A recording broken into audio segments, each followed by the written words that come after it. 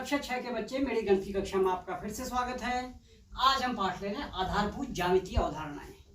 इस पाठ के अंतर्गत हम रेखा, रेखाखंड और किरण आदि की बातें कर चुके थे। आज हम ले रहे हैं वक्र। वक्र है बिना पेंसिल उठाए टेढ़ी मेढ़ी रेखाएं वक्र बनाती है, यह सीधा भी हो सकता है। अब हम वक्र को देखते हैं कि हमें इसमें पेंसिल उठानी, पेंसिल या यहाँ पर हम चौक कह रहे हैं। यदि हम ऐसी कोई आकृति बनाएं जिसको हम बिना पेंसिल या बिना चौक उठाए बनाएं, ये भी एक वक्र है।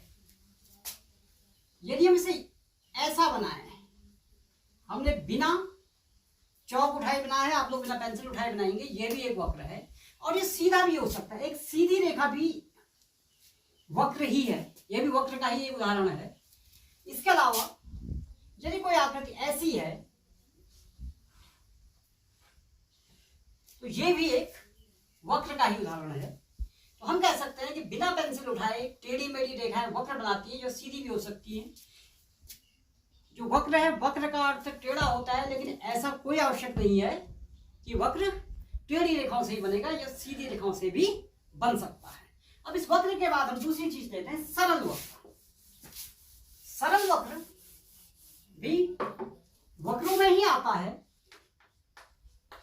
तो हम सरल वक्र किसे कहेंगे? यदि हमारे पास कोई ऐसा वक्र है जो स्वयं को नहीं काट रहा है, यानी कि ये एक ऐसा वक्र है जो स्वयं को नहीं काट रहा है, ये यहां पर एक दूसरे को छू रहे हैं लेकिन काट नहीं रहे हैं, इसलिए ये एक सरल वक्र है। यदि वो आकृति, कोई आकृति ऐसी हो और ऐसी हो, तो हम देखते हैं कि यह आकृति एक दूसरे को इस बिंदु पर काट रही है, इसलिए यह एक सरल वक्र नहीं है। यह एक सरल वक्र है जो कि एक दूसरे को काट नहीं रहा है। इसी प्रकार हम कह सकते हैं कि ये भी एक सरल वक्र है, क्योंकि ये भी एक दूसरे को काट नहीं रहा है। वक्रों के अंतर्गत अब हम लेंगे बंद वक्र और खुला वक्र। किसे हम बंद वक्र कहेंगे? यदि एक वक्र ऐसा है, इस वक्र को हम ध्यान से देखें तो इसके अंदर के भाग से बाहर के भाग में जाने के लिए कोई भी रास्ता नहीं है। ऐसा हमारे घर की चारदीवारी, खेतों की मेड़ में भी ऐसा ही होता है। तो यह एक बंद वक्र है, यह भी एक बंद वक्र का उदाहरण है, क्योंकि भीतर और बाहर के बीच में कोई संपर्क नहीं है। अब हम आते हैं खुले वक्र में। यदि यही वक्र की आकृति ऐसी हो, तो हम देखते हैं कि इसके भीतर के भाग और बाहरी भाग में एक संपर्क है, इसलिए यह एक खुला वक्र है। यह भी एक खुला वक्र है, क्योंकि इसके भीतर के और बाहर के भाग में एक संपर्क है।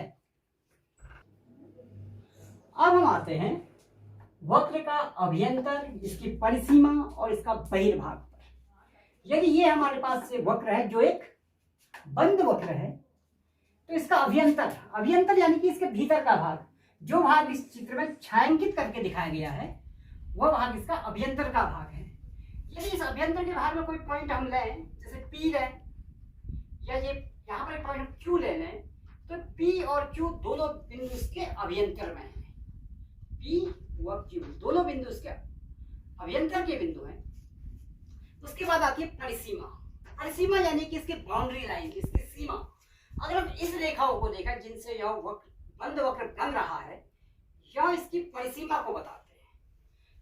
परिसीमा में हम कोई, जैसे हमने बिंदु लिया, कोई बिंदु R ले लिया, यही बिंदु परिसीमा पर ही है, ये बिंदु भी S ले लिया, तो हम कह सकते हैं कि R व S इसके परिसीमा के बिंदु हैं। और तीसरा आया बहिर्भाग। बहिर्भाग का अर्थ है बाहरी भाग। अब ऐसे बिंदु जो इस बंद वक्र के बाहर स्थित है, जैसे ये बिंदु है T, या ये बिंदु है U, ये बिंदु कहीं भी हो सकता है, ये इसके बहिर्भाग के बिंदु है, जैसे T व U। अब हम बात करेंगे बहुभुज की। इसके बाद हम आते हैं बहुभुज में। बहुभुज हम किसे कहते हैं? केवल रेखाखंडों से बनी बंद सरल आकृति, इसे हम बहुभुज कहते हैं। इसमें तीन शब्द हैं, रेखाखंड, बंद और सरल आकृति। पहली आकृति है रेखाखंड, यानी बहुभुज हमेशा रेखाखंडों से मिलकर ही बनेगा। जैसे कि ये हम एक बहुभुज लें, इसे यदि हम देखें तो ये सिर्फ रेखाखंडों से मिलकर ही बना है। इसमें कोई भी टेढ़ी रेखा नहीं है, बल्कि सीधी रेखा है। दूसरा, बंद आकृति। यह आकृति बंद है, यानी इसके अभ्यंतर और बहिर्भाग के बीच में कोई संबंध नहीं है। तीसरा, सरल आकृति। इसकी कोई भी रेखा एक दूसरे को नहीं काट रही है, यहां पर छू रही है, यहां पर काट नहीं रही है। तो ये एक बहुभुज का एक उदाहरण है। तो बहुभुज में हम यदि इसे नाम दें, इस बिंदु को ए, बी, सी, डी और ई, इसमें पहला शब्द आता है शीर्ष। इस बहुभुज के शीर्ष क्या होते हैं? तो यही ए, बी, सी, डी और ई, जहां पर ये रेखाखंड एक दूसरे को काट रहे हैं, वो इसकी शीर्ष होंगे। ए, बी, सी, डी व ई। अब हम आते हैं इसके भुजाओं में। अब इस बहुभुज की भुजा क्या क्या है? ए बी इसकी एक भुजा है, इसी प्रकार बीसी भी इसकी एक भुजा है, सी डी और डी ई दोनों इसकी भुजाएं हैं। सी डी डी ई व ई ए भी इसकी एक भुजा है। ये इसके शीर्ष और भुजा होगी। अब इसका आएगा विकर्ण।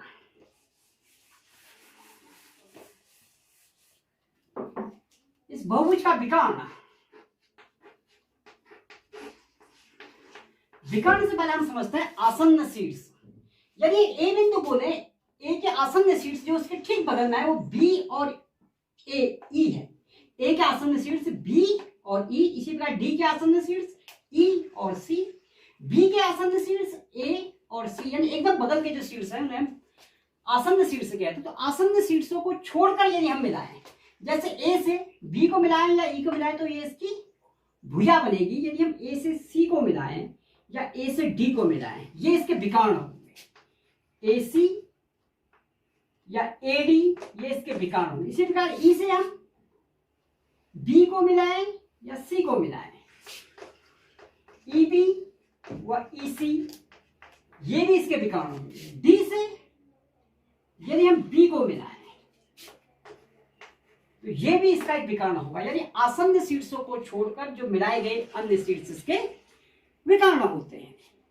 तो आज के लिए बस इतना ही। इनका अभ्यास अपने घर में भी करते रहना और मेरा वीडियो देखने के लिए बहुत बहुत धन्यवाद।